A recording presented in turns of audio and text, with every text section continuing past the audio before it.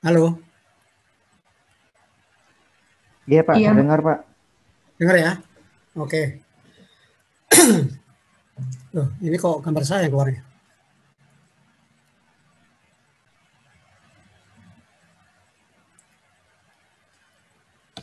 Oke, selamat pagi. Assalamualaikum warahmatullahi wabarakatuh.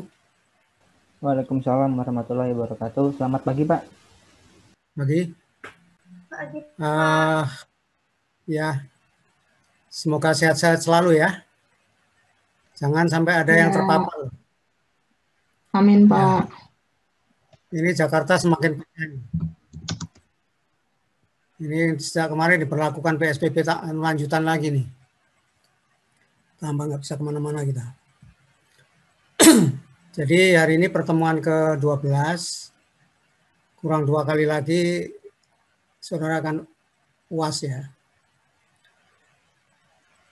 Hari ini topiknya masalah kepemimpinan dan manajerial ya.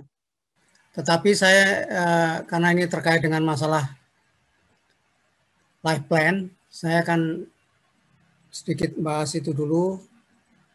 Yang pertama coba punya Nanda deh, tampilkan dulu. Silakan dijelaskan dulu, nanti saya komentari.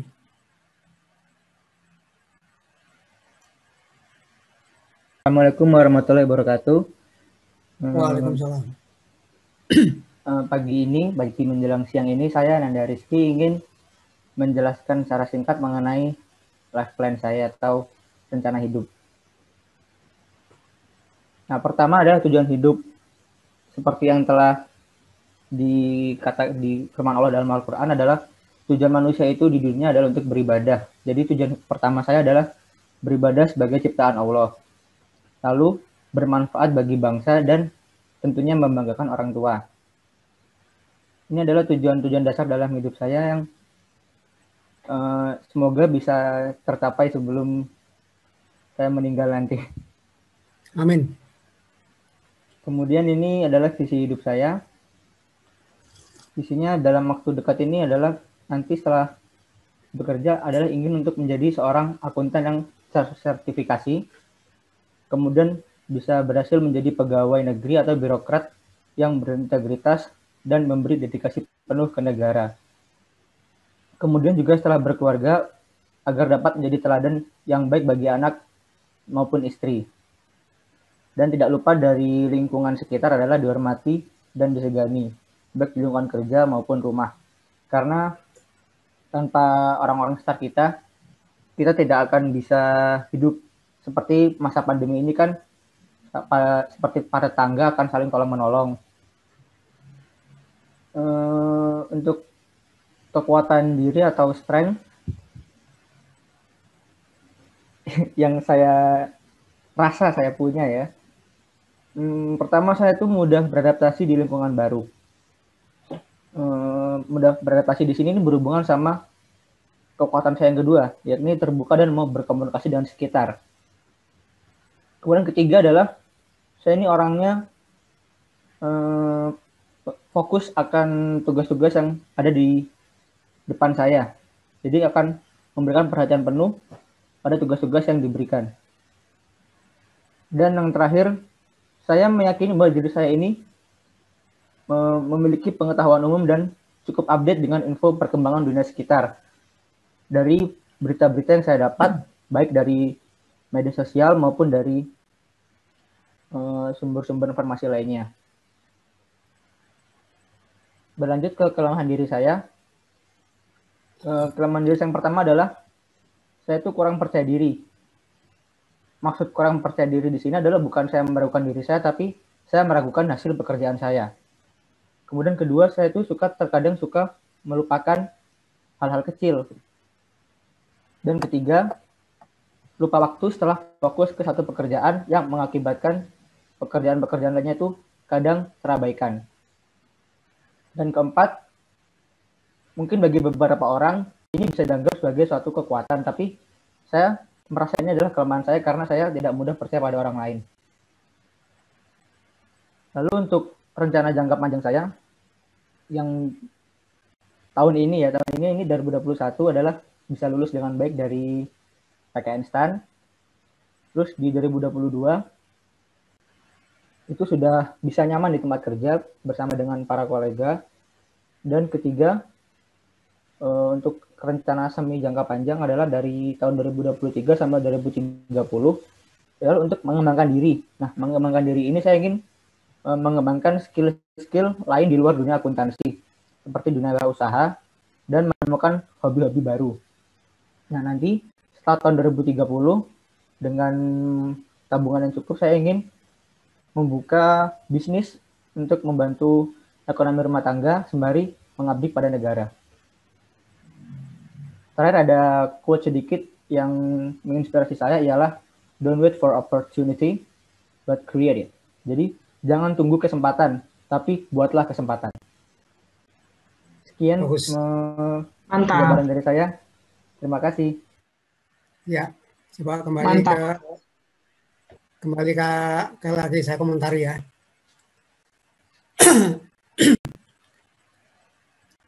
Kita nggak mungkin membahas semuanya ya, saya ambil aja secara acak gitu, karena ini terkait dengan masalah kepemimpinan.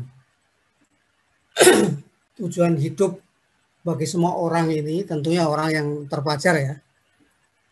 Mungkin kalau tukang yang nggak terpelajar, kaum ekonomi lemah di bawah, ya asal saya bisa asal saya buat ada biaya buat hidup itu. Tapi kan kita beda lah ya. Orang terpelajar punya potensi, punya kemampuan, itu semua punya rencana hidup. Ya, negara aja punya rencana anggaran, perencanaan anggaran. Ya.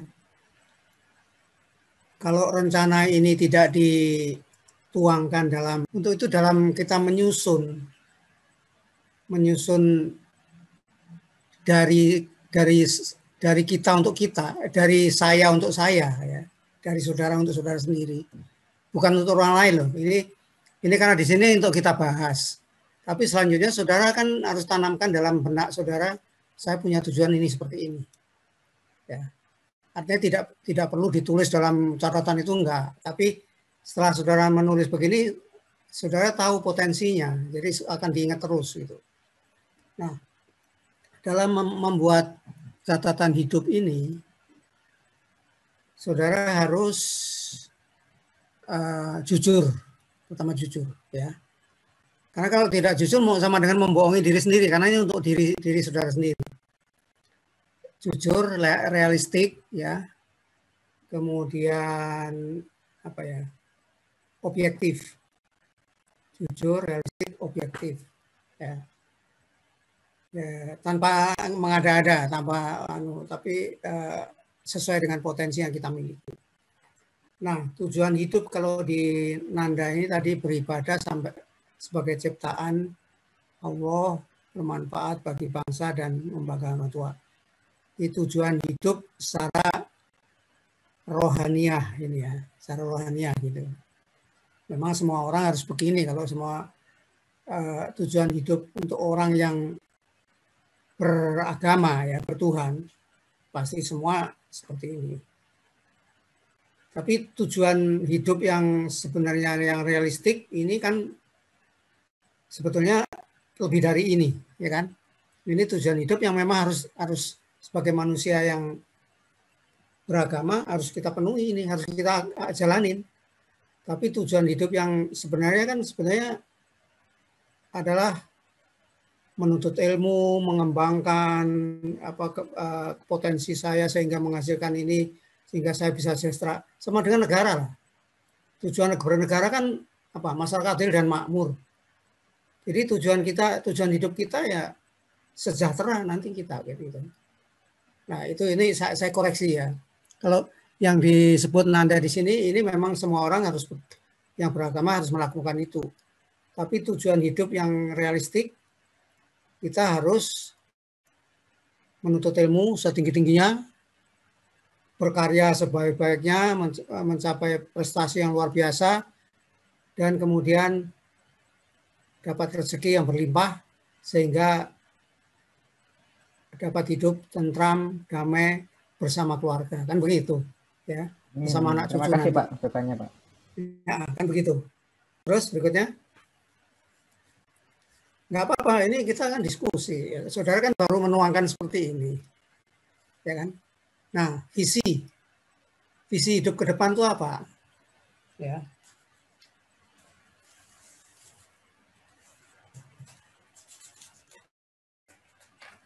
Apa sih yang disebut visi itu sebetulnya?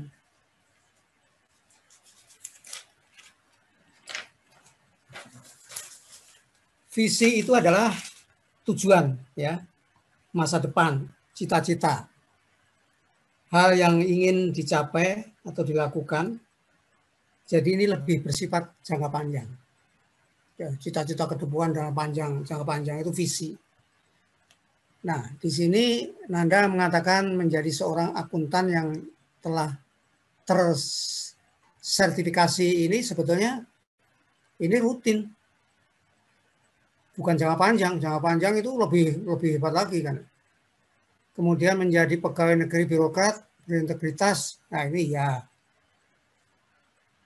pastilah. Jadi kita jalani harus menjadi integritas, kita menjadi integritas.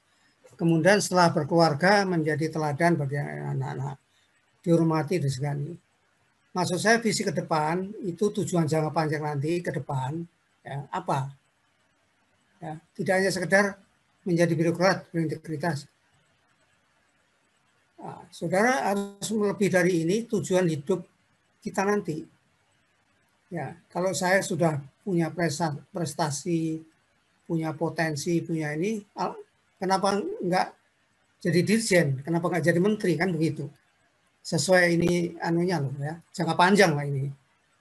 Nah, kalau kita punya kekuatan, punya potensi dan cita-cita itu kita punya cita-cita itu, saya yakin itu akan tercapai. Ya, karena bukan tidak mungkin. Ya, karena kita bisa mengukur potensi kita punya potensi, kita punya kompetensi dan seterusnya, punya integritas yang tinggi. Kenapa nggak mungkin kalau saya jadi pimpinan nanti, jadi pejabat tertinggi di keuangan misalnya. Seperti itu. Jadi visi hidup yang saudara catat di sini, ini memang harus tujuan sehari-hari ini menjadi, karena saudara akuntan misalnya, karena saudara jurusan akuntan, ya pasti saudara harus jadi akuntan yang handal, pasti. Tapi visi yang lebih jauh lagi, misalnya menjadi seorang pakar di bidang akuntansi, nah, itu kan itu lebih tinggi lagi. Pakar itu apa sih? Pakar itu adalah tenaga ahli, expert, ya, expert. Ya. Jadi lebih paling tinggi lagi, tidak hanya sekedar akuntan yang tersertifikasi, itu udah biasa. Karena kalau sudah nanti akuntan pasti minta izin, pasti dikasih kan. Tapi visi ke depan yang jangka panjang, saya akan menjadi seorang pejabat eselon 1 di Kementerian Keuangan misalnya. Nah, itu ke depan. Bukan tidak mungkin. Karena banyak sekali alumni STAN yang menjadi menteri, bahkan menjadi pejabat eselon 1, bahkan menjadi menteri, banyak. Jadi visi hidup ini adalah visi jangka panjang. Jika adalah tujuan masa depan jangka panjang, ya, cita-cita yang akan dilakukan, ya, jadi bersifat jangka panjang. Terus siap. Teman-teman, ya,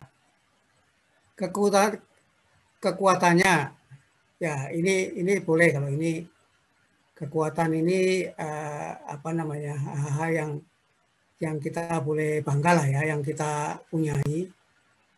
Yang pertama, mudah beradaptasi.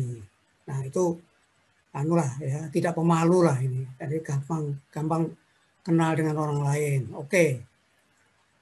Terbuka dan mau berkomunikasi dengan sekitar. Nah, bagus. Jangan jadi egois. Itu nggak bagus. mudah komunikasi, bagus. Memiliki pengetahuan umum yang cukup, update dengan info perkembangan dunia, ya, bagus. Memberi perhatian penuh pada tugas di tangan. Nah, ini yang penting. Jadi perhatian ini tugas ini jangan diabaikan, ya. Ini modal ini. Modal bagi Nanda ini. Jadi kalau saudara diberi tugas yang dipegang di tangan itu selesaikan dulu sampai tuntas. Jangan diberikan tugas nanti ada tugas lain ditaruh. Jadi setengah-setengah, nggak ada hasilnya. Nah, ini kekuatan yang dimiliki Ananda. Terus kelemahannya apa nih?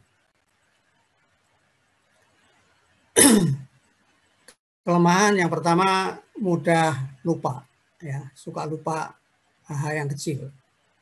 Nah, kadang-kadang ini daya ingat ini penting, ya, daya penting. Kadang-kadang saya itu justru sebaliknya, ya, kalau hal yang kecil zaman saya dulu TK itu masih saya kenal, padahal usia saya udah memasuki ke kepala 7. Tapi saya masih ingat hal-hal yang kecil zaman dulu, ya. Cuman bedanya kalau sekarang karena udah mau memasuki kepikunan, ya.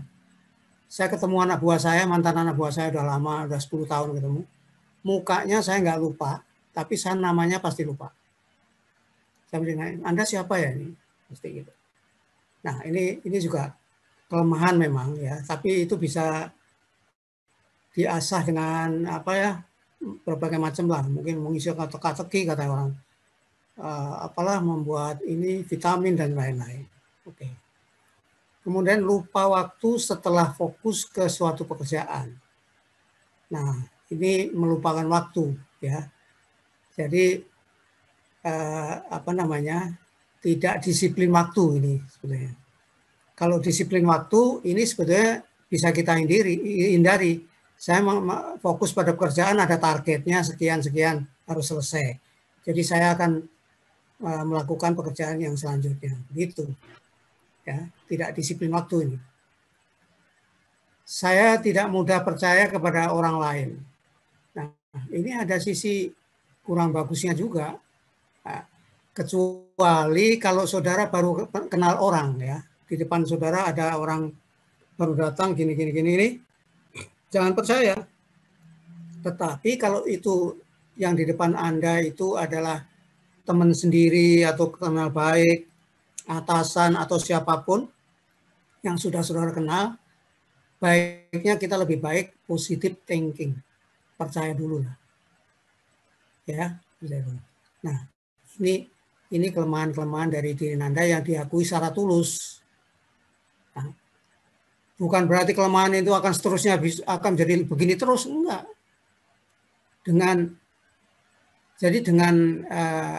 Dengan kita mengetahui kelemahan kita dan mengetahui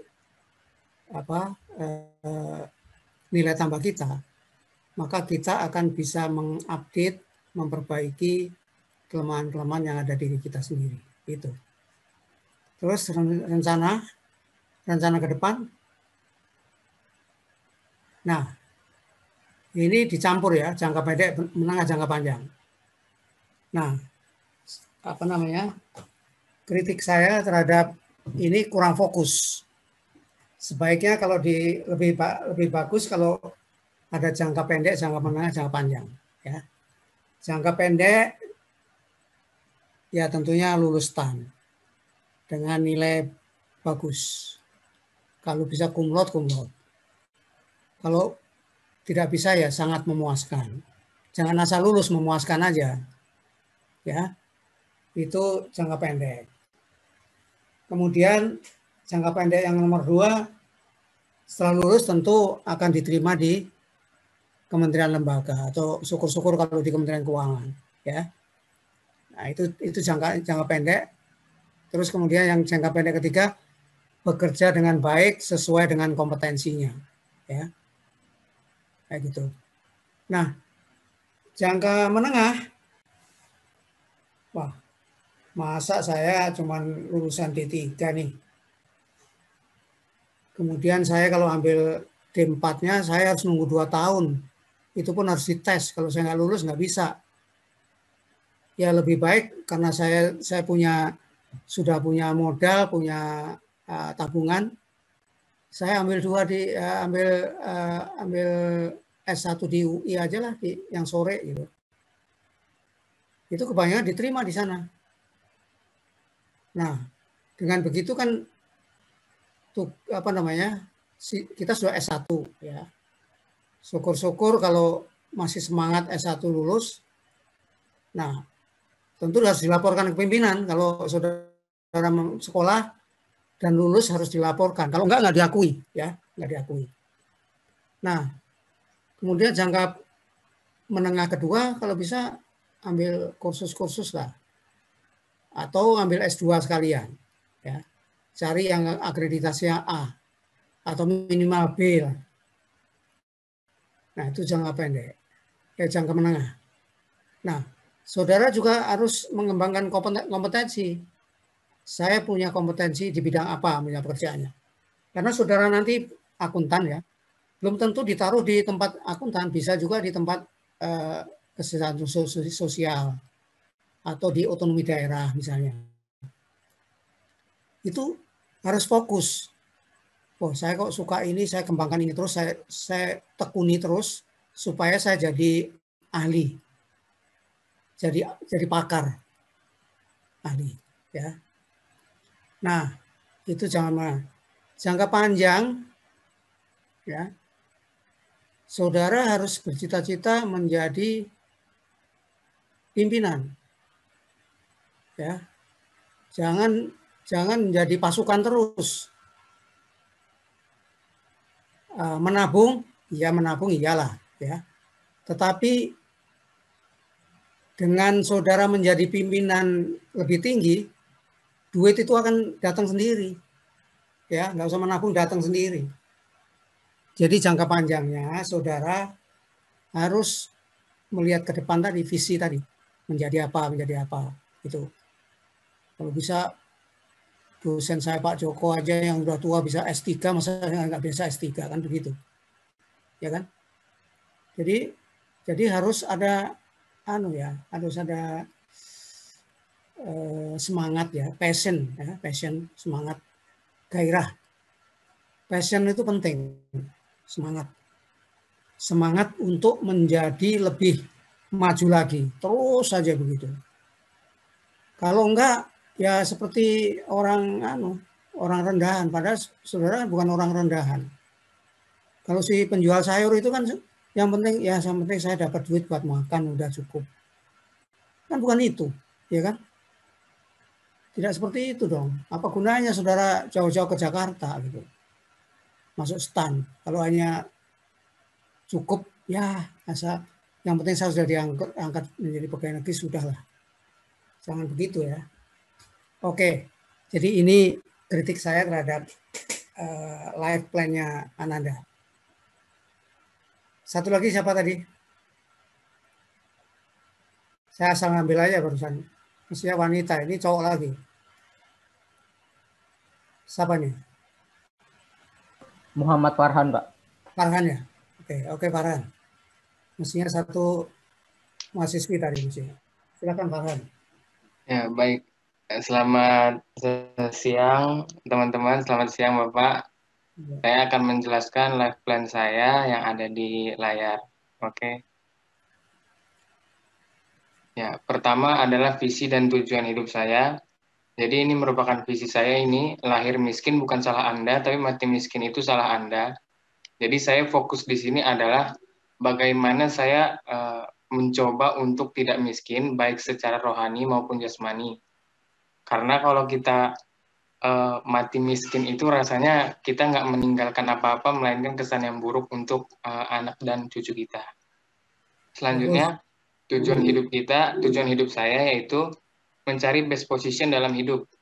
Jadi setiap di mana saya bekerja atau di mana saya apalagi mengerjakan tugas, saya selalu mencari apa yang terbaik buat diri saya selalu ingin mencari apa sih yang terbaik buat saya. Jadi saya tidak akan menyesal ketika saya tidak mendapat apa yang saya harapkan, seperti itu. Selanjutnya ke bawah. Nah, ini life plan saya secara garis besar. Jadi setelah lulus dari PKN STAN, saya ingin kuliah lagi, kuliah S1, kuliah S2, kalau bisa juga kuliah S3. Lalu setelah itu kerja sebagai PNS, menikah, ya kan, menekuni passion, kalau bisa juga kuliah di luar negeri. Nah, selanjutnya puncak karir saya itu, saya ingin membuat bisnis, dan juga bisnis itu autopilot membuat uang. Jadi kalau kata orang kaya itu, kita itu bisa dikatakan kaya ketika kita sudah bisa menghasilkan uang dalam keadaan tidur. Nah, seperti itu yang saya inginkan. Selanjutnya, saya ingin traveling ke seluruh dunia kalau bisa. Saya ingin menjelajahi Asia, Eropa, Amerika, Australia, dan kalau bisa benua-benua yang ada di kutub-kutub sana. Dan di akhir umur-umur sekitar 60-an, saya ingin menikmati sisa hidup saya dengan cara ya berkumpul dengan sanak keluarga, terus jalan-jalan juga seperti Nah, itu. ini Lalu saya interupsi dulu ya. Saya Iya, interupsi Pak. dulu. Saya interupsi dulu. Ini saudara berangan-angan akan bertraveling ke seluruh dunia kan ya. Iya, Kemarin Pak, betul. saudara mengikuti kuliah umum ya, yang Pak Edwin tuh. Iya, Pak. Iya. Jadi Pak Edwin itu cita-citanya tercapai. Dia itu juga sama dengan saudara Farhan, ya. Jadi dia lulusan STAN, ya. Kemudian pendidikan luar negeri, beasiswa, ya. Tapi S3-nya dia ngikuti saya di dalam negeri, dia sendiri. Tetapi secara tidak langsung cita-cita dia tercapai mengelilingi dunia. Karena dia ditempatkan di Menko Perekonomian menjadi asisten deputi bidang kerjasama luar negeri. Ya kemarin cerita kan, saya seluruh dunia udah saya kelilingi, bahkan kutub selatan pun saya udah ini karena saya tugas. Coba. Itu bukan berarti saudara ini membual aja. Contohnya Pak Edwin udah berhasil benar ini. Kalau saudara punya tekad itu, saya yakin itu akan bisa terpenuhi. Ya, seperti dulu saya masuk, dulu kan saya kan zaman dulu belum ada STAN, belum ada, masih IIK dulu kan. Saya cita-citanya masuk Kementerian Keuangan. Tapi saya tekad saya ini, akhirnya bisa tercapai juga gitu loh. Jadi itu bukan hal yang mimpi, tapi mimpi realistik. Silakan terus. Iya, oke. Untuk spesifik plan, tadi kan secara garis besar, ini untuk spesifik plannya berdasarkan umur. Jadi lulus dari PKN STAN dan menjadi ASN di suatu KL dari umur 21 sampai umur 23. Di sini saya kira-kira aja. Ya. Terus bekerja 2 tahun lalu mengambil kuliah S1 dengan jurusan, saya belum tahu juga mau jurusan apa, karena menurut saya masih bingung juga apakah saya benar-benar passion di akuntansi apa enggak gitu. Jadi saya masih mau mengeksplor diri saya gitu. Ya, itu nanti Itu sambil sekitar iya benar Pak. 23 sampai umur 28. Lalu yang ketiga lulus S1 lalu kerja dan menabung untuk beli rumah, beli kendaraan. Terus juga bertanggung jawab, memberi rezeki kepada orang tua, membangun rumah tangga kalau udah ada jodoh. Dan kuliah lagi S2. Ini umur 28 sampai umur 30-an, Pak. Ya. Lalu yang keempat, membuat bisnis yang menghasilkan, sehingga saya punya opsi keluar dari ASN. Karena yang saya tanya-tanya dari dosen saya semester 4 itu, kebanyakan mereka agak jenuh gitu kalau di kementerian atau di lembaga, jadi mereka punya opsi lain, kayak misalkan usaha sendiri atau hal-hal lain yang bisa dijalankan selain dari pekerjaan sebagai ASN. Dan yang terakhir, traveling ke seluruh dunia, umur 30 sampai 50-an tahun. Seperti itu, Pak. Udah Memang nih. unik saya, Pak. Udah. Iya, Pak. Udah, oke. Saya komentari. Ya, ini sebenarnya lebih realistik ya, tapi harus dijabarkan lebih. Enggak apa-apa. Ini kan passion saudara, ya. Apa tujuan saudara untuk visi saudara ke depan. Enggak apa-apa. Coba ke atas lagi. Enggak apa-apa. Ini lebih realistik tadi. Nah, visi ini benar. Jadi tujuan saudara menjadi apa nanti yang the best, paling bagus. Tadi kan saya katakan kalau perlu tuh jadi dirjen, di mana itu ini jadi apa gitu. Nah, itu memang visi dari visi hidup kita begitu ya. Tujuan hidup juga hampir sama lah itu. Terus visi keliling dunia itu justru kalau bisa gratis seperti Pak Edwin itu. Pak Edwin itu karena pekerjaannya jadi akhirnya hampir tiap bulan dia keluar negeri karena sampai dia nolak undangan dari luar negeri karena dia kepala biro kerja sama luar negeri. Terus tadi yang terakhir apa tadi? Kelemahan kekurangannya apa? Nggak disebut. Nah ini ada yang Nggak kurang dibuat, nih. Pak. Nggak dibuat, Pak. Oh salah dong. Itu justru untuk kenapa nggak dibuat iya, kan Pak. untuk diri sendiri. Kelemahannya Iya. apa? Kekurangan apa? Ya Saya kira cuma ini doang gitu, Pak. Jadi saya nggak buat gitu. ada kekurangan kelemahan itu justru penting. Yang penting itu untuk menilai kita. Dengan Oh, semakin tahu kelemahan kita, maka kita bisa mengukur, kita bisa memperbaiki dengan baik, dan seperti yang kelebihan kita, ya. Kalau kelebihan kita punya kelebihan nggak masalah. Tapi kalau punya kekurangan seperti yang Farhan punya tadi, kan bisa ditutup, ya, bisa segera ditutup dan di ini. Dan masalah saudara apa nantinya keluar dari ASN nggak masalah. Kalau saudara sudah punya hak umur pensiun sudah terpenuhi, saudara 20 tahun masa kerja ya udah punya hak pensiun itu. Bisa keluar dari ini. Kalau jenuh bisa, nggak ada masalah itu. Yang penting beasiswa kan udah dilalui, ya, kayak gitu. Ya inilah contoh ya. Jadi kekurangannya itu tadi kekurangan dan kelebihan tidak dimasukkan.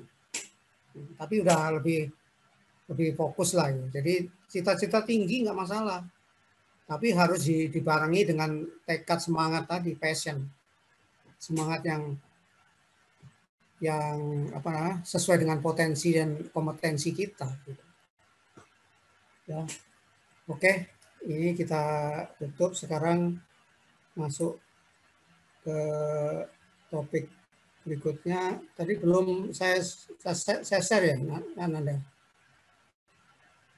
Belum, Pak, untuk materi kuliahnya, Pak. Oke, ini kalau gitu ini.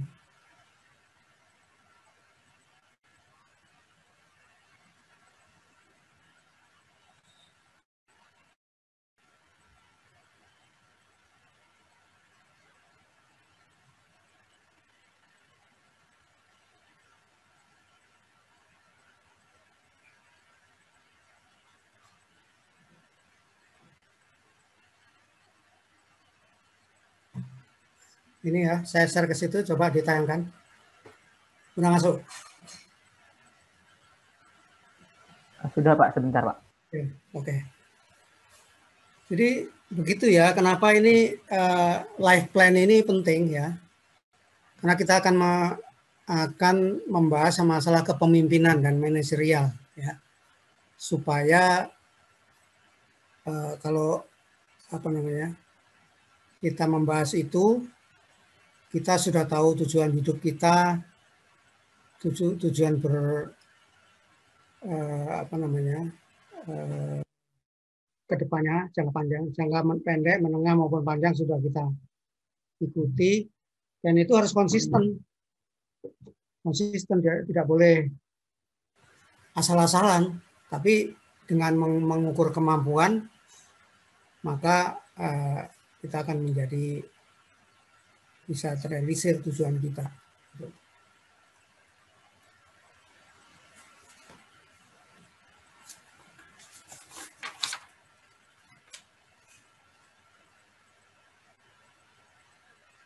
Oke.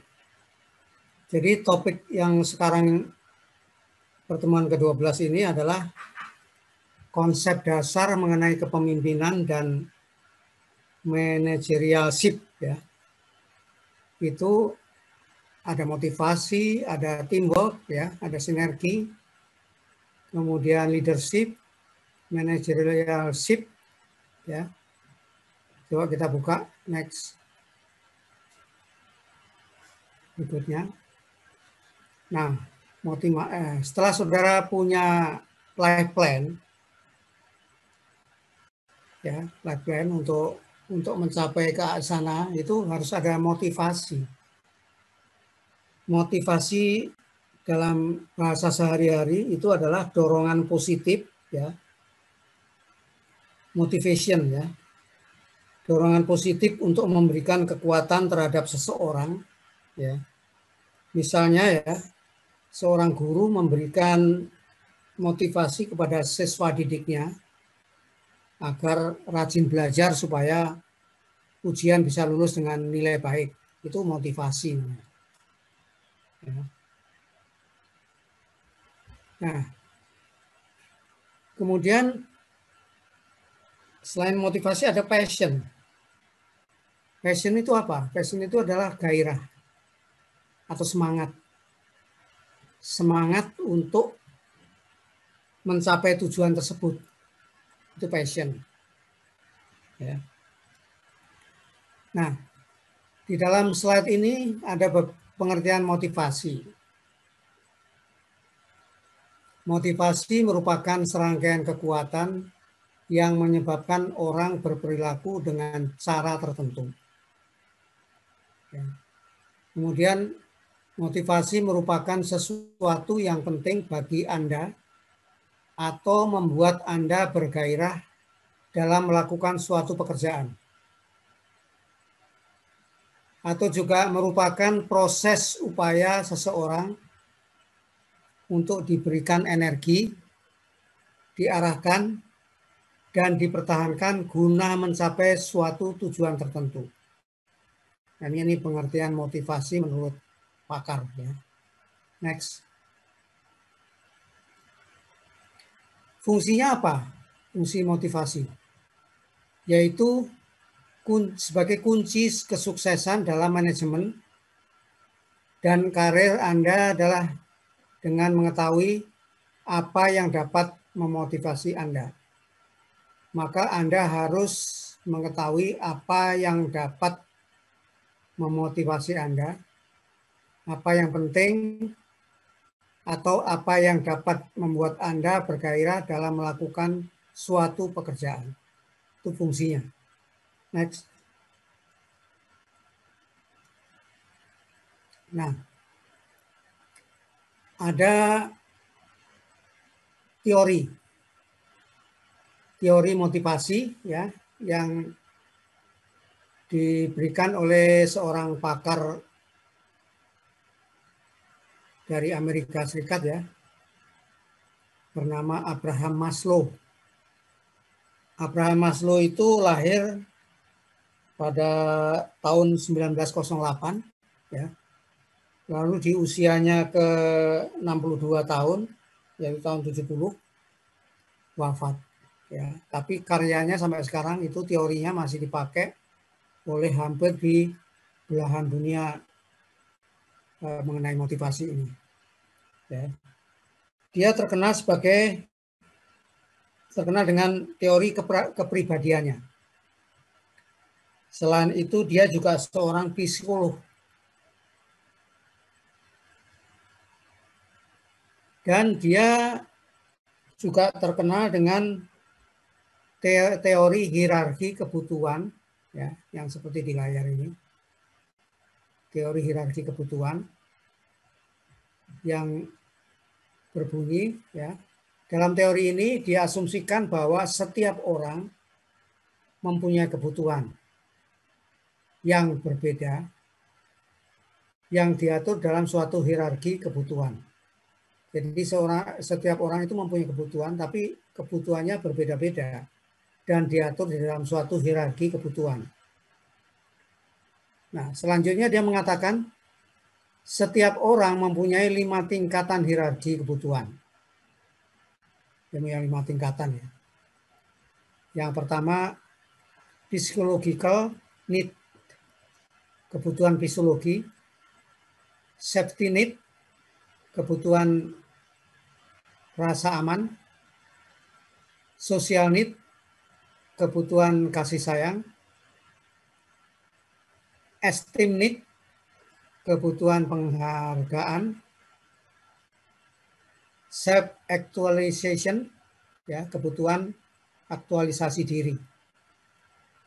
Dalam teori kebutuhan ini setiap orang harus memenuhi kebutuhan di tingkat rendah terlebih dahulu, ya. Mulai tingkat rendah terlebih dahulu sebelum kebutuhan di tingkat yang lebih tinggi menjadi hal yang memotivasi. Terus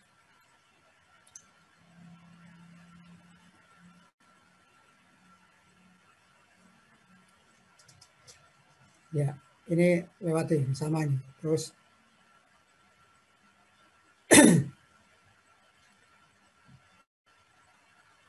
nah, untuk lebih jelasnya ada motivasi ya, dorongan dari seorang tokoh ya. Dengan mengetahui apa yang dapat memotivasi kita dalam bekerja, maka hal tersebut merupakan salah satu cara untuk kita bisa mencapai kesuksesan. Kita dapat melihat beberapa quote ya tentang motivasi kehidupan beberapa tokoh yang dapat memberikan motivasi bagi tokoh tersebut untuk mencapai kesuksesannya dan dapat diteladani antara lain. Terus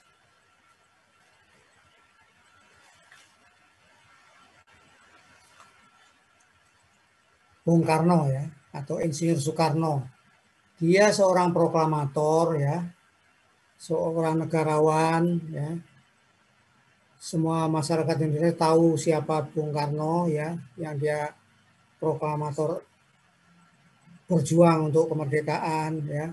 Kemudian pemimpin yang berwibawa, cerdas ya, diakui oleh negara lain dan seterusnya. Ya.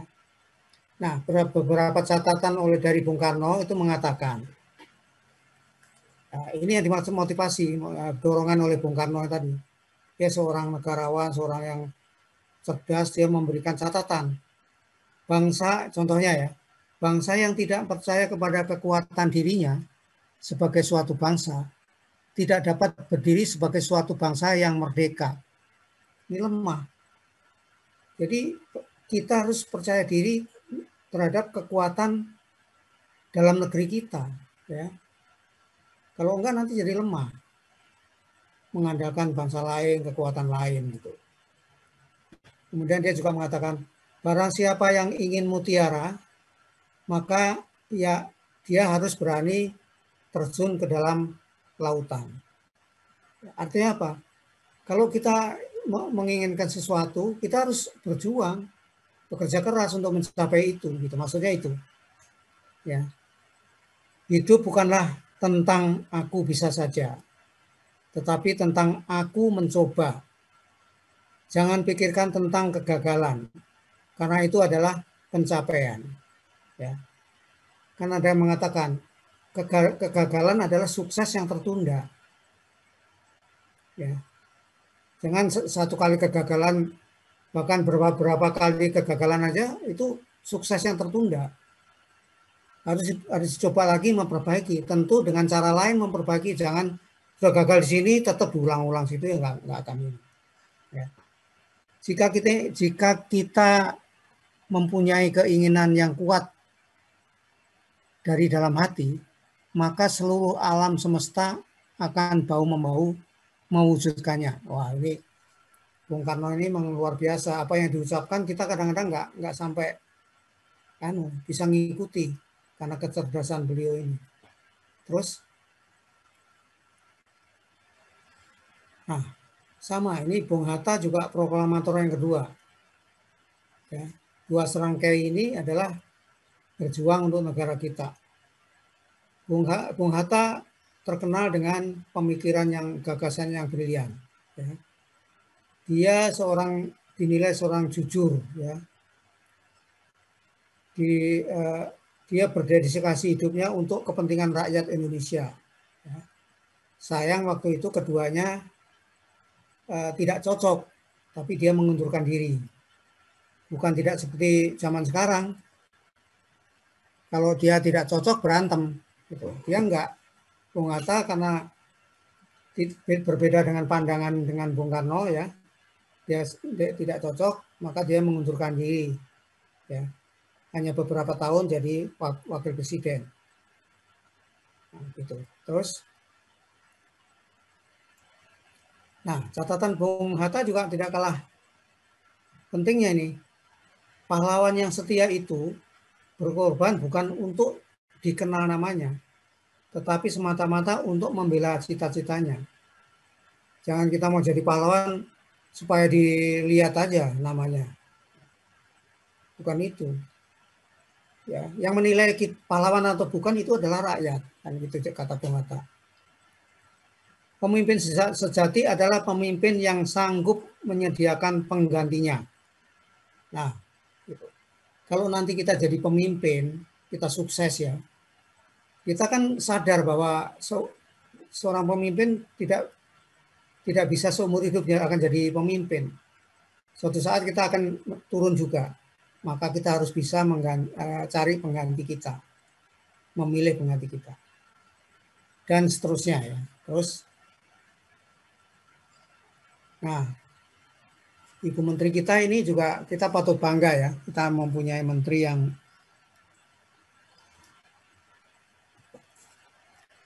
cukup brilian, ya. Seorang tokoh wanita yang berpengaruh, ya, di dunia.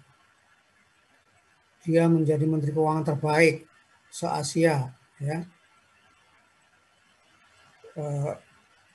Di Indonesia beliau terpilih sebagai wanita berpengaruh kedua oleh majalah Global dan seterusnya.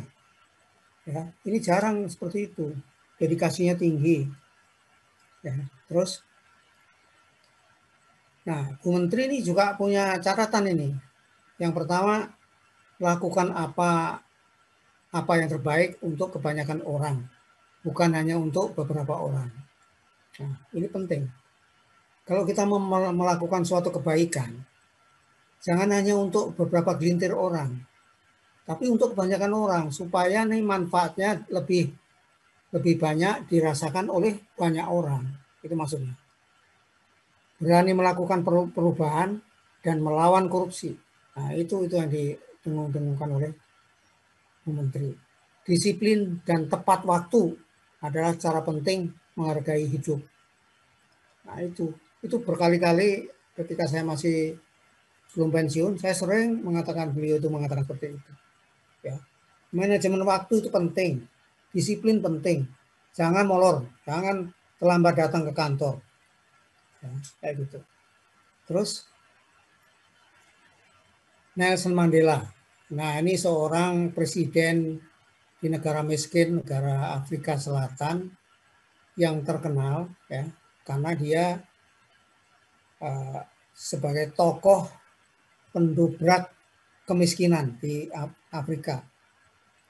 Nah, ini berusaha mengangkat negara Afrika Selatan yang sangat terbelakang, ya, dan sekarang pun sudah mulai lumayan Afrika Selatan gara-gara Nelson Mandela ini. Nah, ini tokoh yang bagus lah. Terus, nah, dia juga punya catatan, ya. Contohnya satu aja nih. Jangan menilai orang dari kesuksesan, tetapi nilai dari seberapa sering orang tersebut jatuh dan berhasil bangkit kembali. Orang kadang-kadang nggak tahu orang itu dinilai orang pernah jatuh atau bangkrut, ya. Tapi yang dinilai setelah dia sukses saja. Padahal itu yang dinilai sebetulnya kita waktu zaman dia menderita dan ini kita lihat, sebab kita belajar dari kegagalan tersebut, gitu. Nah, ini ya, motivasi tadi. Terus, nah, motivasi agama ini karena contohnya agama Islam, saya teruskan aja, ya. Jadi saya kira nanti dilihat aja, itu ada rukun iman ya. Ada 6 orang itu menjadi, kalau untuk agama Islam menjadi motivasi yang baik untuk diamalkan sehari-hari. Terus, nah ini rukun iman ya, untuk bagi yang agama Islam. Terus, sekedar contoh aja, ini terus ayat, hadis, Al-Quran, dan seterusnya. Terus,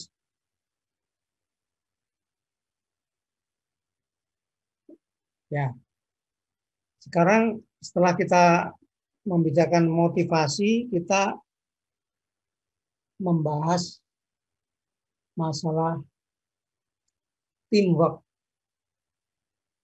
Ya. Teamwork ini kelompok kerja.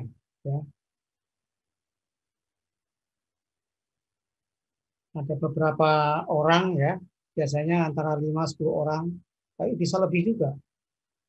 Teamwork ya, untuk mempercepat pelaksanaan tugas. Dan itu selalu terkait dengan kata-kata sinergi, yaitu kegiatan atau operasi gabungan, itu sinergi. Jadi teamwork selalu dikaitkan dengan sinergi. Nah, contohnya yang 2 hari yang lalu ada pesawat terbang jatuh ya. Nah, lalu Menteri Perhubungan membentuk teamwork ya. Tim untuk mendeteksi bangkai pesawat itu ada di mana, dicari. Nah, tim itu terdiri dari beberapa orang dari mana-mana, dari perhubungan, laut, perhubungan udara, Basarnas, dan seterusnya. Nah, itu gunanya dibentuk tim adalah untuk mempercepat pekerjaan tadi, menyelamatkan dan mencari puing-puing tadi. Siapa tahu ada yang selamat gitu ya, kayak gitu. Itu teamwork dan sinergi. Sinergi itu adalah kegiatan atau operasi ya gabungan. Gitu. Next. Nah, apa hikmah dari penugasan kelompok? Saudara sejak awal kuliah ya, sebagai mahasiswa itu mendapat tugas yang harus diselesaikan dengan tugas kelompok. Jadi bisa 4 orang, 5 orang, bisa lebih. Ya. Nah, apa hal yang positif dan negatif dari tugas kelompok tersebut? Dan berikan contoh. Coba saya ingin saudara supaya ada gambaran ya. Apakah hikmah dari penugasan kelompok itu? Dan coba saudara ceritakan hal positif dan negatifnya. Saya ingin Yasmin deh. Coba yang saudara alami waktu saudara mendapat tugas kelompok dengan teman-temannya, ada hal yang positif dan negatif. Kira-kira menurut saudara apa saja? Kalau menurut saya tuh positifnya mungkin ya Pak, pekerjaannya cepat selesai. Nah, tapi kebetulan saya sering menemuinya itu kelompok yang apa ya, malah yang mengerjakan tuh hanya beberapa orang saja Pak, dan kadang ada yang satu cuma numpang nama gitu Pak. Itu sisi negatifnya ya. Karena positifnya dulu tadi kerjaan selesai, terus apa lagi? Iya, membuat apa ya Pak, kedekatan antar ini sih Pak, antar anggotanya sih Pak. Kompak. Iya, kompak. Saling berbagi pengetahuan ya. Terus? Iya Pak. Apa lagi? Pekerjaannya cepat selesai, udah ya Pak tadi. Ya. Terus Oh, sama ini Pak, bisa membantu ini, meningkatkan leadership kalau misalnya dia tuh emang anaknya aktif gitu Pak. ya betul, karena dari salah satunya akan ditunjuk sebagai ketua atau pimpinan, ya kan? Iya Pak, Terus iya. ada lagi banyak itu, ada lagi coba. Terus negatifnya apa? Tadi sebutkan bahwa Ada yang cuma numpang nama gitu Pak. ya itu ada males-malesan, yang penting dia udah masuk dapat Iya, nama, nanti ada pembagian apa dapatnya sama kan, ya kan gitu. iya Pak. Terus ada juga yang misalnya satu kelompok tuh nggak ada yang mau mulai duluan gitu Pak. Hmm. Nanti Terus sama-sama semuanya pasif gitu Pak. Nggak ada yang nge-leader gitu Pak. ya Nah betul. itu, nah iya Pak. Jadi nggak selesai juga. Terus sebaliknya ada itu kan itu semua pasif. Terus kalau ada yang seorang egois, nggak mau kalah, nggak mau ini, gimana? Nah itu juga Pak. Tapi saya jarang sih Pak nemu itu Pak. Orang ya, Heeh. artinya dia suruh jadi pimpinan nggak mau, tapi dia juga nggak mau menghargai Oh iya rakyat, Pak. ya Iya kan? pernah ada Pak. Nggak mau jadi apa? Dia Tapi maunya ngatur-ngatur. apa namanya ngeritik aja, tapi suruh jadi ketua nggak mau kan gitu kan? Ada pasti itu. Oh iya. Ada Pak. Terus Iya pernah Pak. Apalagi ya Pak? ya begitulah Belum itu kepikiran banyak. Ya. Pak. Tetapi dari sisi positifnya dari kelompok itu sangat membantu. Ya terbukti ya tadi saya ceritakan ada pekerjaan crash program ya mendesak ya pekerjaan mendesak itu pasti pimpinan membuat suatu teamwork karena dengan pekerjaan diselesaikan oleh teamwork tadi itu cepat selesai dan beres karena dikeroyok dan kemudian dipikir bersama-sama ya kan bukan satu orang aja. Coba kalau ditangani seseorang tidak ada pendapat, tidak ini nanti tiba-tiba udah mengeluarkan pendapat belum tentu benar lagi pendapatnya itu kan. Begitu. Ya. Tuh. Siapa yang mau nambahin lagi? Mungkin ada yang lain. Posisi negatifnya dari penugasan kelompok berdasarkan pengalaman saudara sehari-hari. Ada lagi nggak? Mungkin positifnya lagi ini Pak. Ya, apa? Kita bisa belajar menerima pendapat orang. Lalu kita bisa mendapat insight baru gitu Pak dari orang-orang Oh, lain yang di luar ya, pandangan kita. ya tentu itu positif ya kan. Yang tadi kita nggak tahu tapi ada yang sharing ya. Oh ini baginya begini-begini. Oh ya benar juga ya. Jadi diingatkan oleh teman yang kebetulan membaca atau tahu lebih duluan, ya kan? Kalau pinter nggak pinter itu saudara jangan menganggap wah dia lebih pinter dari saya enggak. Ini satu kelas ini sama derajatnya sama. Pinter enggaknya nanti diukur setelah lulus nanti, ya kan? Misal lulus nilainya berapa, oh baru kita ngakui dia lebih pinter dari saya. Gitu. Oke, jadi kalau nggak ada yang lagi pengalaman lagi, coba kita teruskan next. Nah, sekarang ada pertanyaan, apakah teamwork bermanfaat? Ada yang menjawab iya, ada yang menjawab tidak.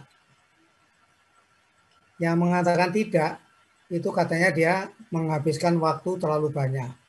Ya. Kemudian yang mempengaruhi hasil tim adalah orang yang paling mendominasi, bukan yang paling tidak baik idenya. Banyak yang kurang berkontribusi, tetapi menikmati hasil yang sama dengan yang bekerja keras. Ini tadi sudah diutarakan. Ya. Yang mengatakan bermanfaat, yang pertama jadi banyak teman, ya kan? Menambah akrab, dapat banyak ide dari anggota lain, dapat menguji apakah pendapat saya benar melalui diskusi, ya kan? Jadi kan bisa diskusi. Oh ternyata dia yang benar. mendapat bantuan dari teman, ya, bantuan anak moral lah. Sinergi yang dihasilkan dapat melampaui dugaan semula. Ini yang mengatakan bahwa teamwork ini bermanfaat. Oke, terus. Nah, apa pelajaran yang dapat dipetik ya dari teamwork sinergi tadi? Yang pertama, jika semua menjadi pemimpin dan memberi komando, maka hasil kerja tim tidak efektif dan tidak efisien. Ini kalau di dalam tim tadi ternyata masing-masing egois, ya nggak mau kalah nih, saya pimpinan, wah rusak lah itu. Ya. Harus ada satu orang yang memimpin, sedangkan yang lain harus ikhlas untuk dipimpin. Ya. Dalam tim seringkali seseorang lebih banyak memperhatikan kerja temannya daripada fokus pada tanggung jawab masing-masing. Fokus dan konsentrasi menentukan keberhasilan tim. Ya. Fokus dan konsentrasi menentukan keberhasilan tim. Keselarasan dalam kecepatan dan irama kerja sangat mempengaruhi keberhasilan tim. Ya, ini yang pelajaran yang dapat dipetik. Terus, apa masih ada?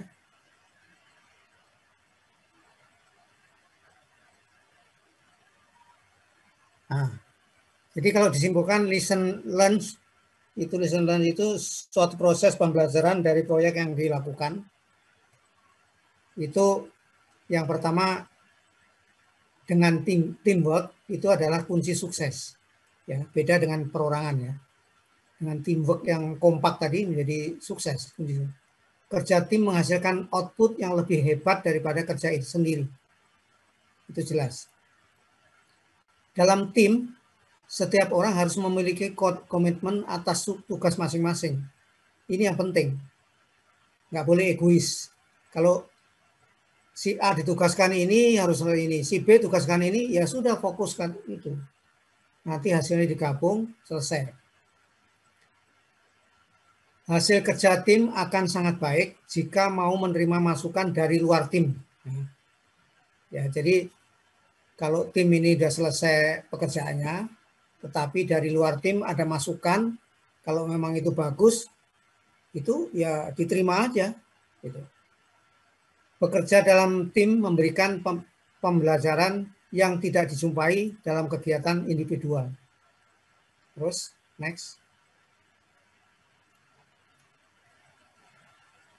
Yang keenam, keberhasilan tim dipengaruhi oleh kemampuan anggotanya dalam berkomunikasi satu sama lain. Melalui kerja tim, kami mengetahui bahwa kami punya bakat yang berbeda-beda yang dapat menghasilkan sinergi. Dalam tim tidak bisa semua orang memimpin. Harus ada yang mau dipimpin. Ini yang penting ya. Kontribusi setiap anggota tim memberi nilai tambah, sekalipun tampaknya sepele. Ya, jadi meskipun ada misalnya si anggota tim memberikan sepele, tapi itu berkontribusi yang ini juga ya sangat nilai tambahnya sangat bagus sekali. Terus,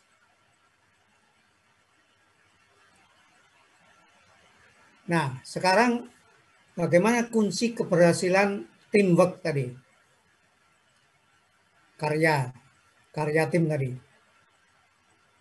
Karya tim akan berhasil dengan hebat jika tim itu kompak. Yang pertama kekompakan ini deh. Tapi kalau suatu tim nggak kompak, itu sudah pasti tidak akan berhasil mencapai tujuan. Ya. Kompak dulu deh. Kompak dan menunjuk pimpinan seseorang. Yang lain menjadi anggota tim. Sadar bahwa semua memiliki tujuan yang sama. semua memiliki komitmen yang kuat untuk menghasilkan output bersama. Ini disadari semua, sadar ini outputnya satu-satu itu menghasilkan apa. Tidak ada yang menonjolkan diri di luar semestinya. Ya. Selaras satu sama lain. Kreatif dan inovatif. Ya. Kreatif dan inovatif. Inovatif itu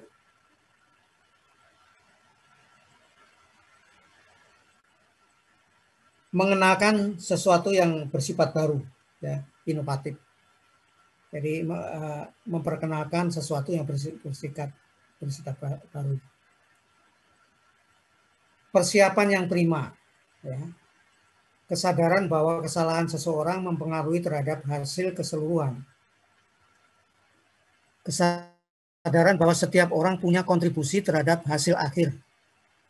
Terbuka terhadap saran dan masukan. Nah, ini yang paling penting ya, yang kompak dan paling bawah. Terbuka terhadap saran dan masukan. Ini penting. Jangan kan, waduh kamu salah deh, kamu nggak bisa mengkritik, ini yang paling benar. Wah cilaka kalau udah begitu. Ya. Next. Berikutnya setelah kita bicara masalah ini, apa namanya, leadership tadi, inovatif, kita menyinggung masalah leadership atau kepemimpinan. Dalam pengertian sehari-hari, leadership adalah suatu seni yang membentuk individu, ya, yang kuat dan tangguh untuk memotivasi kelompok orang agar mau bertindak dan bekerja bersama demi memperoleh tujuan bersama. Itu pengertian secara umum. Tetapi di sini di slide, kepemimpinan penggunaan pengaruh tanpa paksaan untuk membentuk tujuan-tujuan grup atau organisasi, memotivasi perilaku ke arah pencapaian tujuan, dan membantu mendefinisikan budaya organisasi. Itu pengertiannya. Coba berikutnya. Nah, ada kepemimpinan, ada pemimpin. Itu beda. Pemimpin adalah orangnya. Adalah individu yang mampu mempengaruhi perilaku orang lain tanpa harus mengandalkan kekerasan. Individu yang diterima oleh orang lain sebagai pemimpin. Terus, kalau kita berbicara mengenai kepemimpinan dan pemimpin, kita tidak terlepas daripada kekuasaan atau power. Pada umumnya kekuasaan itu berada, kita konotasinya adalah di pemerintahan. Karena pemerintah itu mengatur tugasnya, mengatur masyarakatnya. Jadi harus ada power, kekuasaan. Kita sering mendengar abuse of power. Kata-kata abuse of power itu adalah penyalahgunaan wewenang dalam kekuasaan. Jadi kekuasaan di sini adalah kemampuan untuk mempengaruhi perilaku orang lain. Terus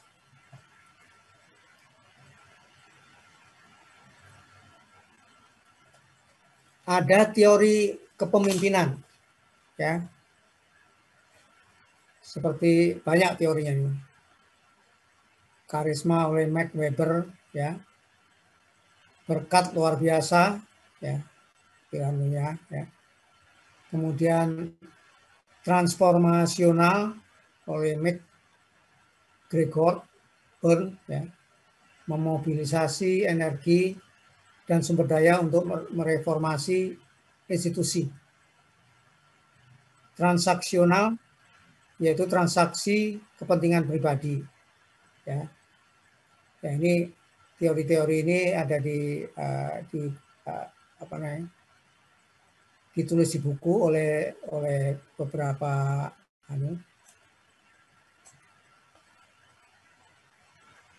pakar, ya. Terus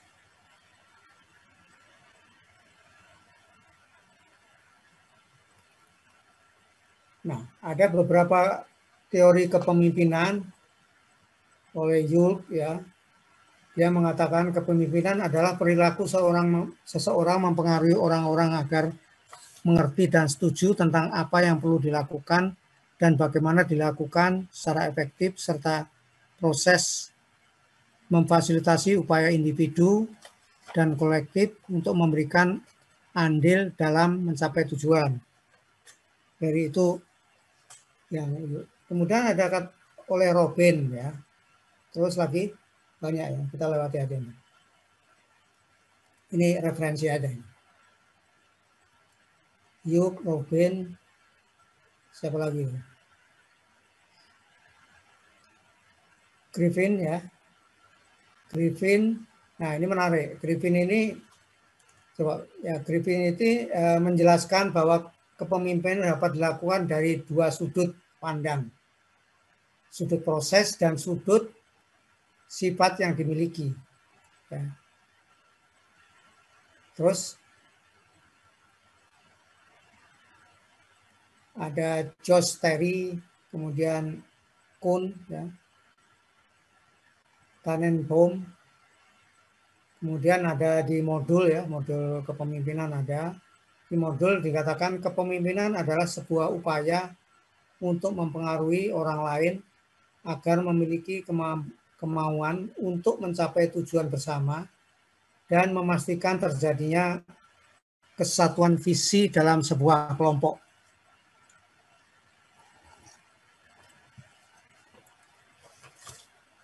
Nah, berikutnya adalah tipe atau gaya kepemimpinan. Nah, ini menarik. Tadi kan kepemimpinan, ada pemimpin, lalu ada gaya kepemimpinan oleh seseorang pemimpin. Nah, ini. Gaya kepemimpinan merupakan pola perilaku yang digunakan oleh pemimpin dalam upaya mempengaruhi anggota kelompok untuk mencapai tujuan. Saya rasa semua ASN penting ya, penting mempelajari teori-teori kepemimpinan. Jadi teori kepemimpinan ini banyak sekali. Di Google aja saudara buka itu udah keluar semua. Ya, tinggal baca aja itu. Semua teori-teori. Dan itu penting karena saudara tidak selamanya menjadi staf atau pelaksana. Saudara nanti setelah 3B, 3C, saudara bisa diangkat pejabat kepala seksi. Ya. Kemudian 4A, saudara sudah bisa diangkat kepala bagian. Ya. Nah, itu disebut pimpinan, ya, pemimpin. Nah, kalau saudara menjadi pemimpin, saudara harus mempelajari gaya kepemimpinan ini seperti apa yang baik, kan begitu. Ya. Jadi ini perlu dipelajari oleh semua mahasiswa yang akan jadi, apalagi terutama akan jadi birokrat, ya, IKL.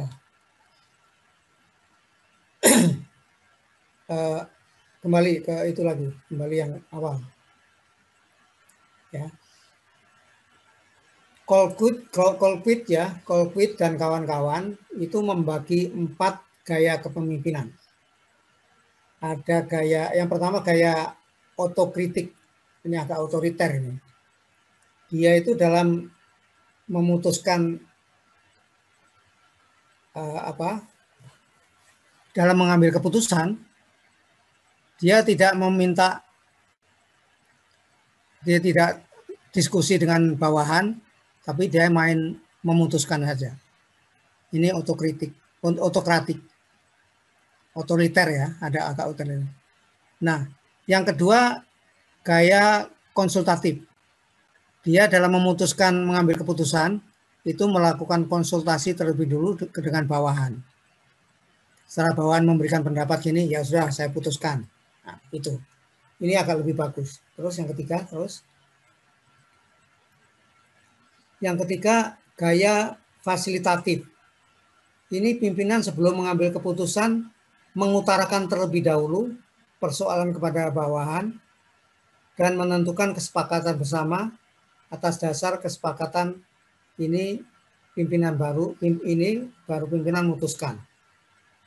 Nah, dia memberitahu nanti interaksi itu baru diputuskan. Yang terakhir gaya delegasi.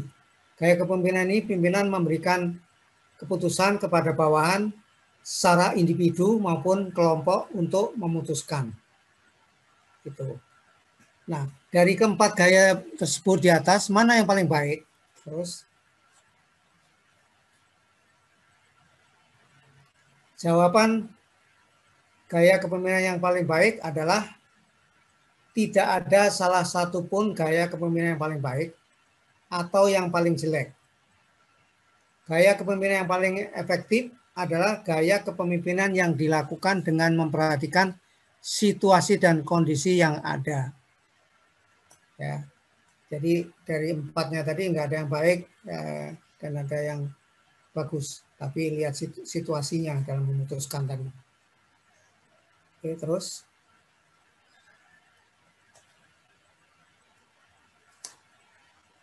Nah, ini masih gaya kepemimpinan.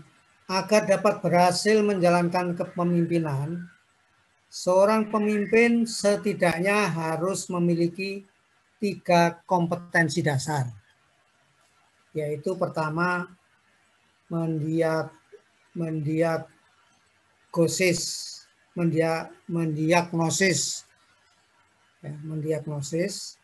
yang kedua mengadaptasi, yang ketiga mengkomunikasikan.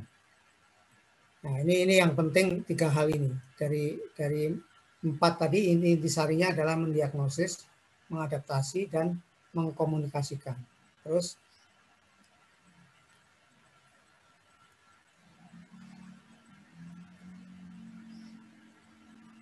nah, selanjutnya kita bisa melihat ciri-ciri pemimpin yang berhasil.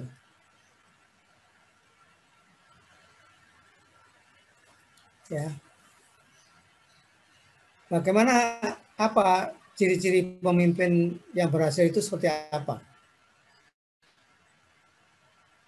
Yang pertama, dia memimpin dengan visi yang jelas.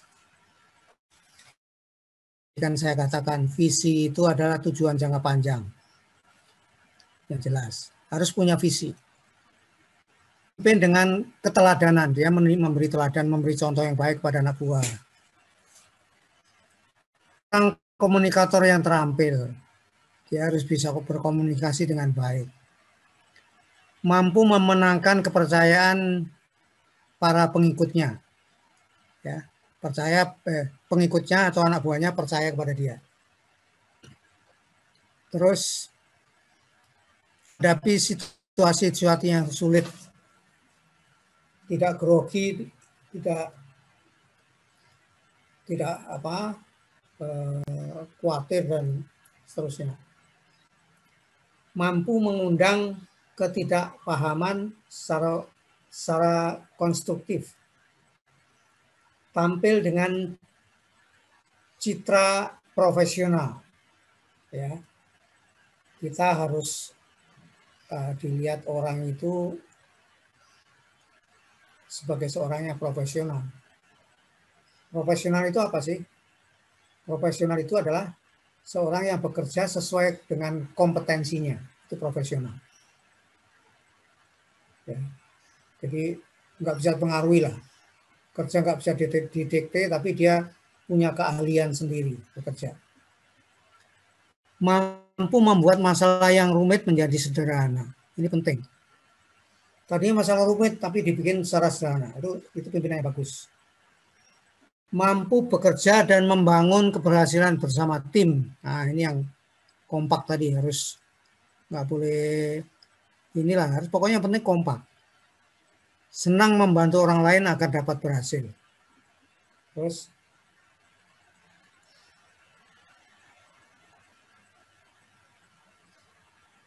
seorang pelaku sukses yang sejati.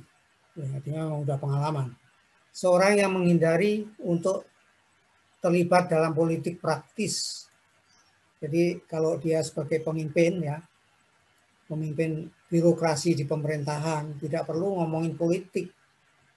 Politik itu biar diurus oleh negara lah, nggak usah kita ikut-ikutan.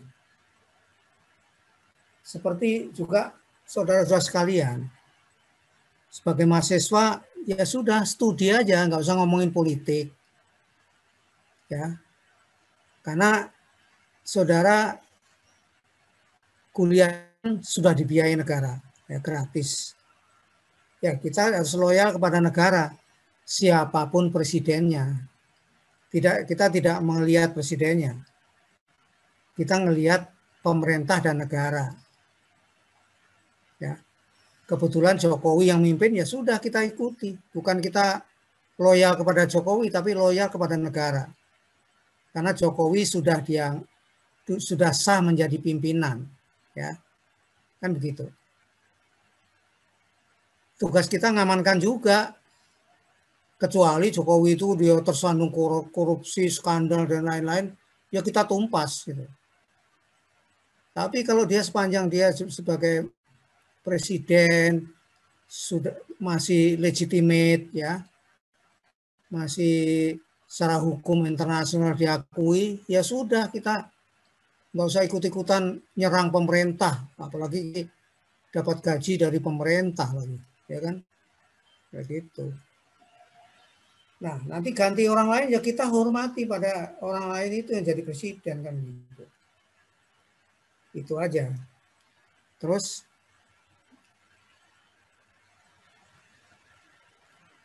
kunci kesuksesan kepemimpinan. Ya. Dia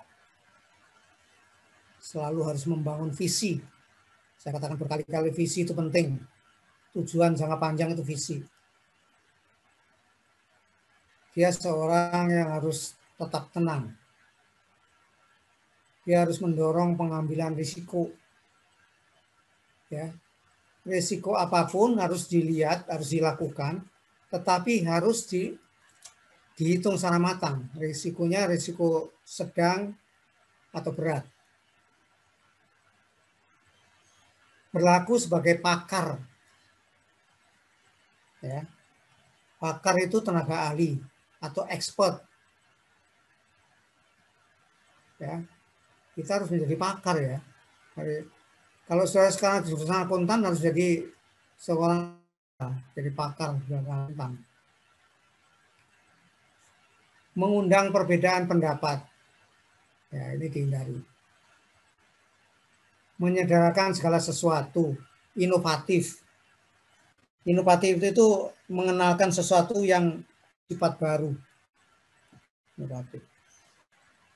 Percaya pada pengikutnya. Nah, itu lebih penting. Terus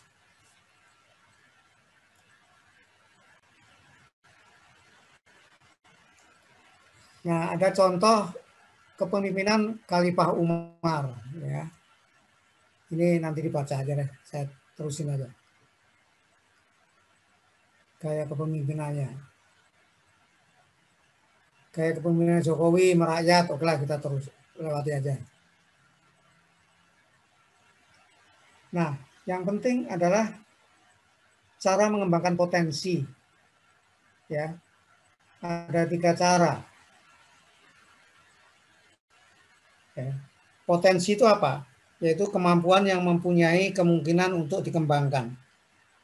Apakah itu kekuatan, kesanggupan, daya, dan sebagainya. Kemampuan yang mempunyai kemungkinan untuk dikembangkan itu potensi. Ya. Cara mengembangkan potensi ada 3K.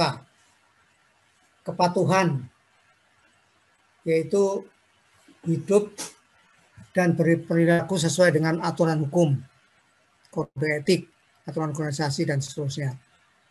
Kontribusi, berkaitan dengan apa yang kita berikan atau sumbangkan kepada orang atau masyarakat. Konsekuensi, berkaitan dengan pengaruh atau akibat dari keputusan dan perbuatan kita. Akibat ini bisa positif dan bisa negatif, baik diniatkan maupun tidak diniatkan. Nah, jadi cara kita mengembangkan potensi yang kita punya itu menggunakan kepatuhan, kontribusi, dan konsekuensi. Terus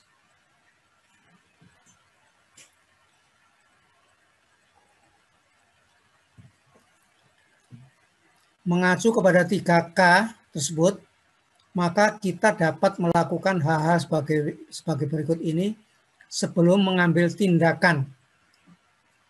Ya. Jadi sebelum mengambil tindakan terhadap 3K tadi, kita bisa melakukan tindakan. Yang pertama kepatuhan. Harus patuhi, ya, patuhi, tetapi jangan bergantung semata-mata pada ketentuan hukum. Kemudian patuhi kaidah-kaidah moral. Hormati kebiasaan orang lain, tetapi tidak dengan mengorbankan prinsip etika Anda sendiri. Itu kepatuhan. Kontribusi dan konsekuensi. Itu pertimbangan kesejahteraan orang lain, termasuk pihak-pihak yang tidak berpartisipasi. Jadi harus diperhatikan tuh cara orang lain.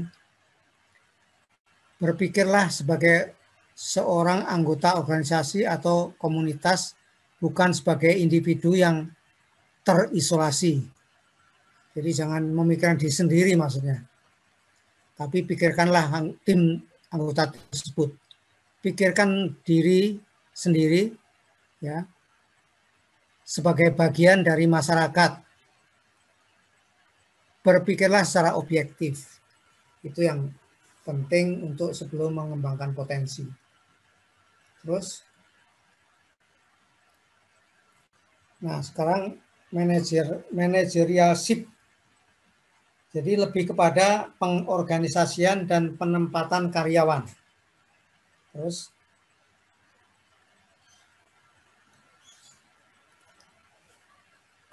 ada kepemimpinan, ada pemimpin, dan ada manajer. Ya. Tadi kepemimpinan kita sudah tahu. Ya.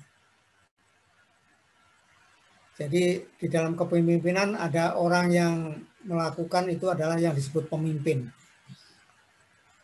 Pemimpin itu dia tugasnya adalah menawarkan mimpi, menginspirasi, membangkitkan energi untuk berkarya hebat dengan menetapkan model dan menjadi role model. Ya, role model itu apa? Adalah sebuah pembagian ideal yang kita inginkan untuk diri kita di masa depan. Itu role model. Menginspirasi dan menetapkan visi. Ya, challenge, tantangan ya. Ya, proses tantangan selalu mencapai jalan terobosan untuk menjadi lebih baik, lebih maju, dan lebih unggul.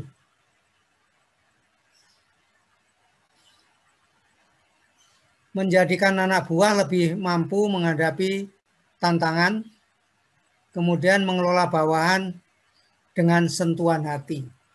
Nah, ini kalau saudara nanti menjadi pimpinan, apakah itu kepala seksi, kasubdit, kepala bagian, direktur, dirjen, saudara harus mempelajari ini. Ya. Seorang manajer mewujudkan mimpi melalui planning, organizing, actuating, controlling. Planning itu adalah perencanaan. Ya. Perencanaan. Organizing adalah pengorganisasian. Actuating adalah usaha atau untuk manajemen. Controlling itu pengendalian.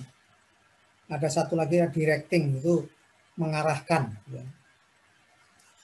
Terus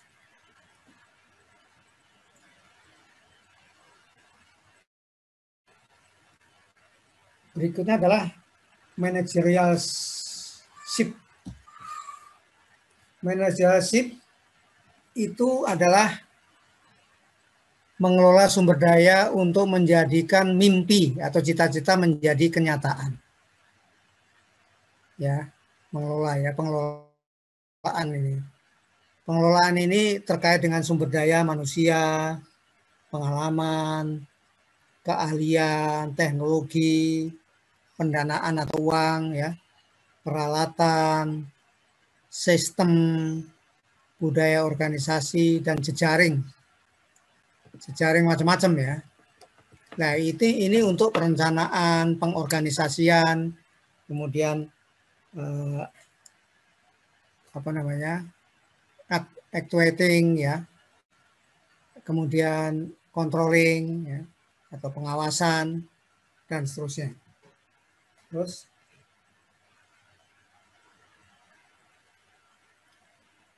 nah, kita lihat dalam kita melakukan perencanaan, maka kita harus melihat tujuan organisasi untuk apa, mengapa akan kita lakukan. Itu harus pertanyaan ini harus kita jawab. Tujuannya untuk apa dulu? Mengapa kita mau melakukan hal ini? Kapan kita mulai? Kapan kita merencanakan? Kapan kita akan memulai pelaksanaan? Berapa lama kita akan selesaikan? Gitu. Kemudian berapa biayanya? Ya. Bagaimana caranya? Ya. Apa dikontrakkan? Apa dilaksanakan sendiri dan seterusnya? Siapa yang menjadi koordinator? Siapa yang menjadi leader di sini? Jadi ini pertanyaan-pertanyaan yang di perencanaan yang harus dijawab oleh seorang manajerial. Terus, nah, perencanaan ini juga terkait dengan apa yang disebut SMART. SMART ini singkatan, ya. Spesifik, measurable, ya, measurable, achievable, dan time. Spesifik itu adalah jelas, maksudnya jelas, tujuannya, kemudian ruang lingkupnya jelas. Measurable adalah terukur, ya, dapat diukur. Achievable adalah tujuannya itu harus tercapai. Realistik, perencanaan harus dapat disesuaikan dengan kemampuan dan sumber daya yang tersedia atau dapat diperoleh. Waktu, time, harus terdapat batas waktu yang jelas sehingga perencanaan tersebut dapat dievaluasi dan dinilai. Ya, waktu juga harus jelas dan harus tepat waktu. Terus pengorganisasian, ya, itu menyangkut pengangkatan pegawai SDM, ya, pengangkatan pegawai, penempatannya bagaimana, pegawai harus ditingkatkan kompetensinya, ya, disekolahkan, dididik supaya lebih pintar dan lebih maju organisasinya. Kemudian pembagian tugas, kewenangan, dan tanggung jawabnya seperti apa. Ketepatan antara kompetensi dengan tanggung jawab, ya, the right man and the right place, ya, ya, pembagian beban tugas yang seimbang, ya. The right man and the right place itu adalah menempatkan orang yang tepat pada tempat yang tepat. Jangan menempatkan misalnya di Kementerian Agama, ya. Kementerian Agama di sana harus sekjennya itu harus jangan sarjana agama, repot nanti. Karena sekjen kementerian itu membawai perencanaan keuangan, SDM, dan lain-lain. Itu harus dicarikan dari latar pendidikan yang jangan agama. mendapatkan kompetensi yang tepat di bidang yang tepat. Ya. Terus, nah, actualnya ada directing, ya, pendelegasian. Itu dia seorang pemimpin harus bisa menugaskan, bisa memberi tugas ya. Kalau nggak bisa memberi tugas ya jangan jadi pemimpin. Dia juga harus bisa menyampaikan informasi apa saja yang terkait dengan masalah yang ditangani. Ya. Dia juga harus bisa memotivasi kepada bawahan, memberi semangat, dorongan, dan lain-lain. Dia seorang pemimpin pekerjaan. Ya. Dia melaksanakan apa yang sudah direncanakan. Ya. Itu directing, ya, actuating atau directing. Terus yang terakhir adalah pengendalian atau pengawasan. Dia sebagai pemimpin harus memastikan bahwa segala sesuatu berjalan ke arah pencapaian tujuan. Nggak boleh melenceng, dia ngawasi itu. Dia dilakukan dalam bentuk monitoring. Ya. Setiap saat ada monitoring, pengawasan, inspeksi, audit, dan supervisi. Ini dia caranya seperti itu. Mencakup tindakan pencegahan dan tindakan korektif. Kalau bisa ada sesuatu itu dicegah terjadinya penyelewengan. Ya, lebih baik mencegah daripada mengeksekusi. Ya. Terus, nah berikutnya adalah kita mengenal manajemen. Manajemen ini ada pengambil keputusan itu manajemen. Tingkatan manajemen itu ada top manajemen, ada middle management, ada first line management. Top management itu kalau di pemerintahan ya eselon 1, eselon 2. Kalau middle management itu adalah eselon 3, eselon 4. First line management itu adalah staf pelaksana. Kayak saudara nanti masuk di birokrasi pemerintah, langsung disebut first line management. Ya. Manajemen paling rendah. Terus,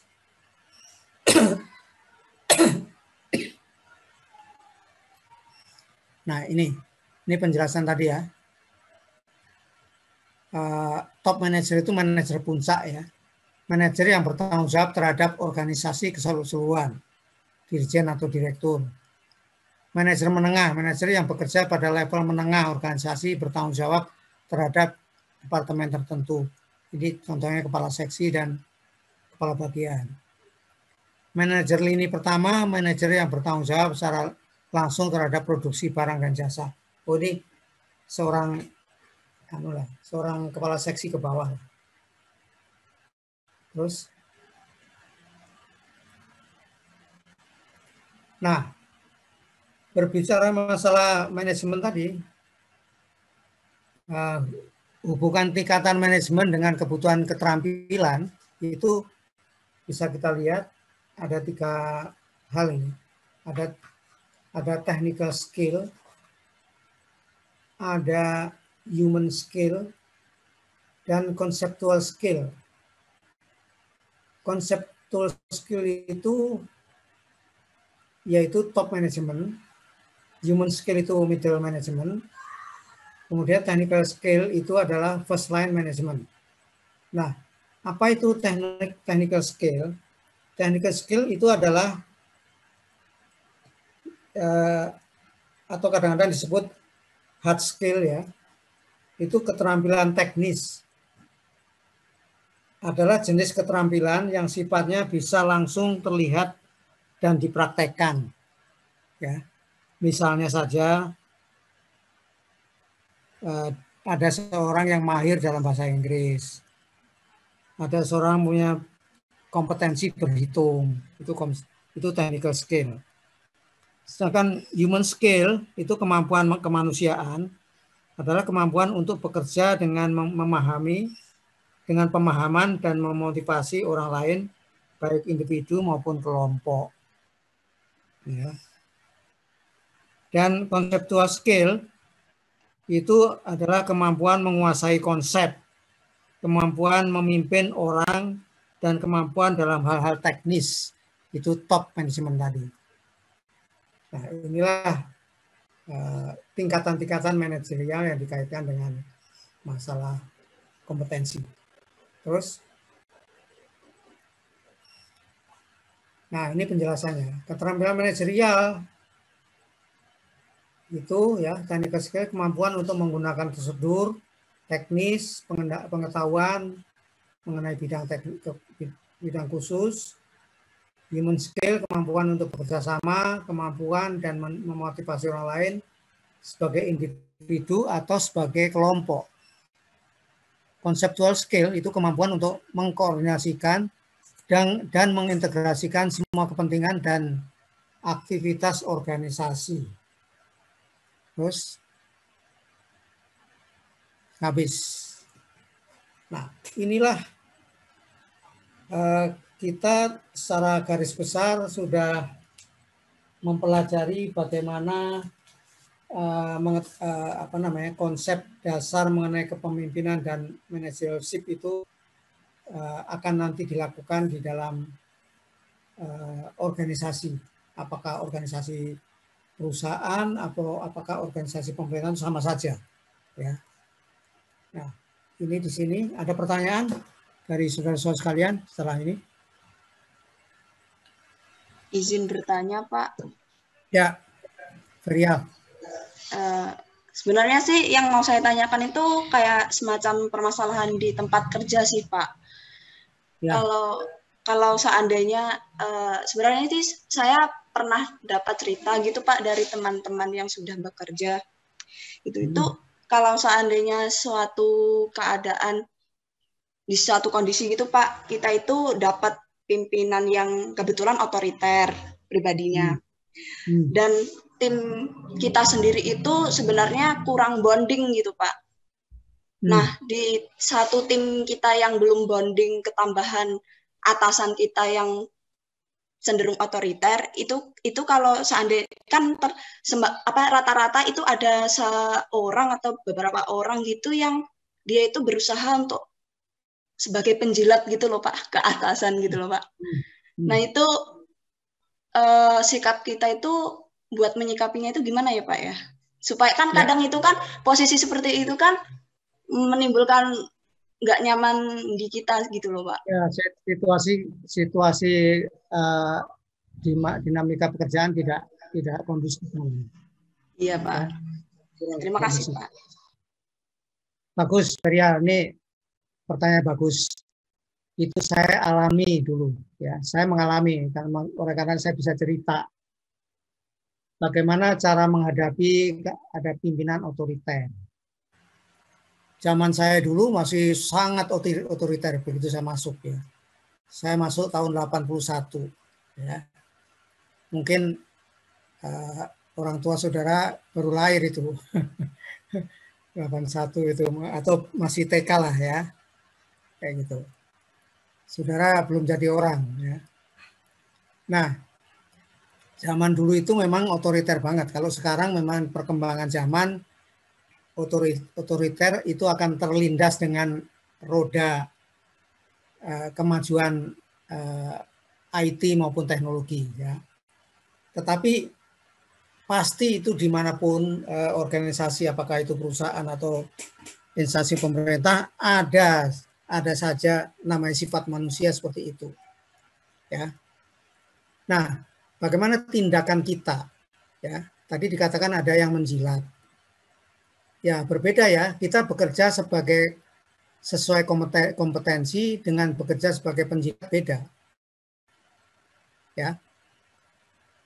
Cara menghadapi hal seperti itu, saudara tetap bekerja sesuai dengan kompetensi yang saudara punyai, ya.